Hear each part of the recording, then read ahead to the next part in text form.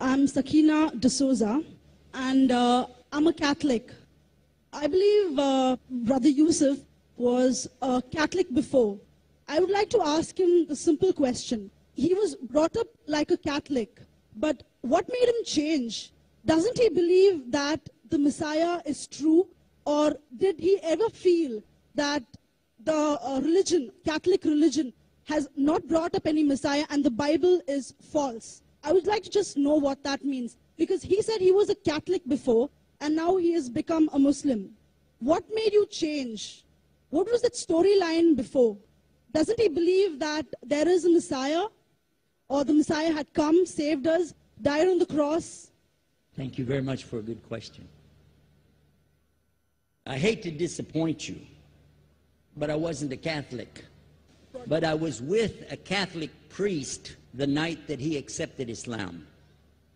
And I asked him these questions you asked me.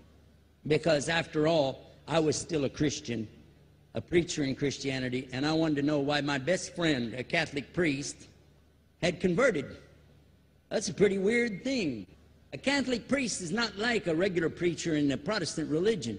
A Catholic priest has given up everything. He's given up his life to be a Catholic priest. When he enters into this realm, he's basically given away everything. He can't have a wife, he can't have children, obviously no grandchildren. He has no home, he just lives in a rectory or wherever they give him a place to stay. And he's sent wherever they tell him to go, do whatever he's told to do, and that's it. And he cannot disobey the Pope, otherwise they can kick him out of the religion, and if they do, he's excommunicated and he goes to hell forever.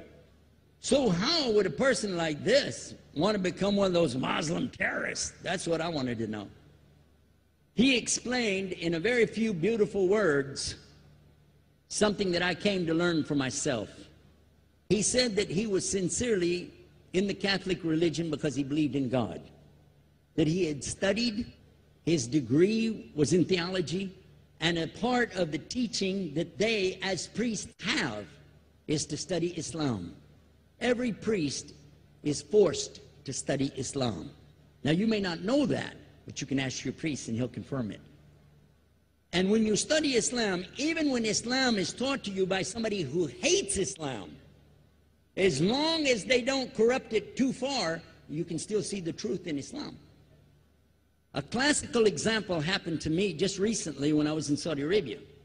A friend of mine, very old copy of one of the first Qurans ever translated to English by George Sale. George Sale hated Islam, he hated the Muslims, but when he translated the Quran to English, he was true to the text of the words. Although maybe not getting all the meaning, he certainly was true to the text of the words. I was shocked when I read it. Have you seen it? You know what I'm talking about? Amazing. And listen to this. George Bernard Shaw, for instance, is one of many, a long list of people who read this and realized the truth of Islam. When people see the truth of Islam, it can change them if they want to be guided. If they want the truth, it can change them. You might think, I'm a Catholic, I'll never be anything but a Catholic. But I'm going to ask you a question, and I want you to be honest. This is not for you to, start a debate, but just be honest. Was Jesus a Catholic?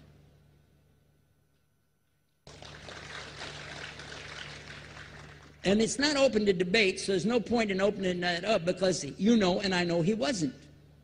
The Catholic Church was in business about 300 years before Jesus was born.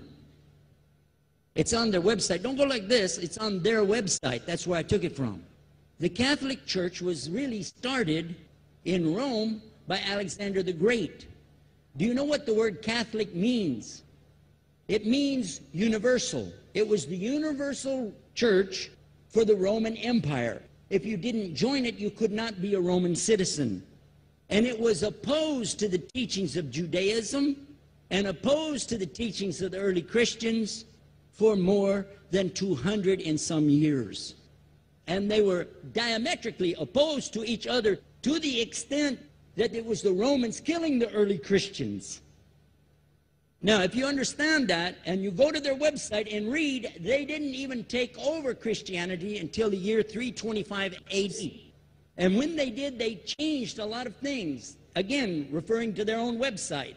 But if you want to check it in Britannica or Americana or grow your encyclopedias, go ahead and read about the Catholic Church. When, in August of 325 AD, at the Nicaea Council, they took over, first thing they said was, let's change the date of the birth of Jesus to be the same date as that of Mithras, which was the god, one of the gods worshipped there, and also the sun god's birthday was the same day, December the 25th, believing it to be the shortest day of the year. And Constantine was a sun worshiper of Sol Invictus. Go to the website, read it for yourself. There are a lot of points, but not the least of which, even today, if you go in any Catholic church, and I have, you'll see so many portraits and statues and idols and images throughout the whole place, that for the one who's never experienced that, for a Muslim who knows about these images, he'll be like, whoa, a'udhu billah. Whoa, what's this? The first time I walked in a Catholic church, I was about 10 years old. I was shocked. I was shocked at the idols and statues everywhere, because in the Protestant religion, we were brought up to believe that the second commandment was just as important as the first commandment. The first commandment in the Bible, in Exodus, is the same as the first commandment in the book of Deuteronomy. It says, I am the Lord your God that brought you out of the land of Egypt in the house of bondage. You know no other God beside me. Beside me there's no other gods.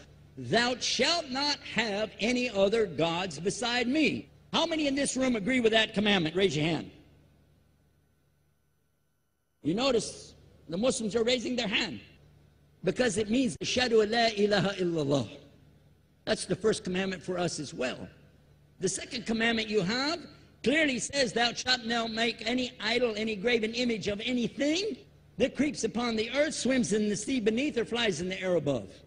And I was sitting in a church one time, sitting there in the morning service, watching, the preacher talk, and, they go on and on and on, and sometimes you lose your train of thought. I was looking. Whoa! On the front of the podium, there was a fish. A fish. For the symbol, make you fishers of men. They had a fish. I said, whoa. Then I looked up above his head at the big stained glass window, and it had a dove, and he had the olive branch in his mouth. The dove is flying, the bird, I said, whoa. And then I look over here, and there's a cross with a man hanging on it. And I said, wow, they didn't miss a single one. They got them all. Something walking on the earth, something swimming in the sea beneath, something flying in the air above. So look at these two things. Clearly, the first two of the 10 commandments, bang, bang, boom. Because if you said God is more than one, where did you get it from? When Jesus is talking to his own companions and they ask him, what's the greatest commandment?